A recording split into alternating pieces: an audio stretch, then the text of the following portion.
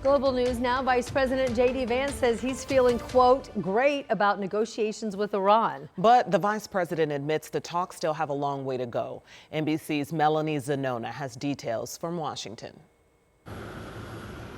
Good progress. That's the word from Vice President JD Vance as he heads back to Washington, following a round of marathon talks this weekend with Iran. I feel great about the progress that we made over the last couple of days.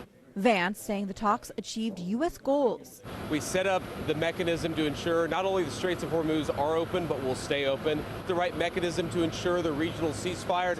We have the Iranians allowing weapons inspectors, nuclear inspectors into their country for the first time in a long time. Inspectors were already allowed in Iran in the last agreement negotiated in the Obama administration, but President Trump ended that deal in his first term. Iranian officials are also praising the talks, zeroing in on efforts to stop the war in Lebanon between Israel and Hezbollah. Though Israel did not play a role in these talks, Vance says they are involved in the process. We're working with our allies, from the Israelis to the Gulf Arabs, to make sure that sticks. But today, Israeli Prime Minister Benjamin Netanyahu said the military will stay in Lebanon and have full freedom of action. Still, technical talks will continue over the next few weeks. These are expected to encompass the thorniest issue: what happens to Iran's nuclear program.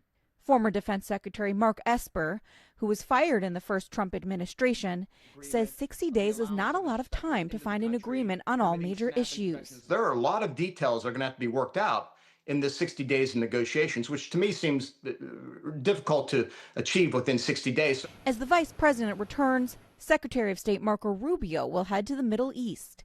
He is expected to talk to allies in the region about the Strait of Hormuz and smooth over relations with allies who have been caught in the war's crossfire. And today, the U.S. lifted sanctions on Iranian oil exports for the next 60 days, which means Iran can sell oil without any restrictions and make billions of dollars. Meanwhile, oil prices fell to their lowest since March. Melanie Zanona, NBC News, Washington.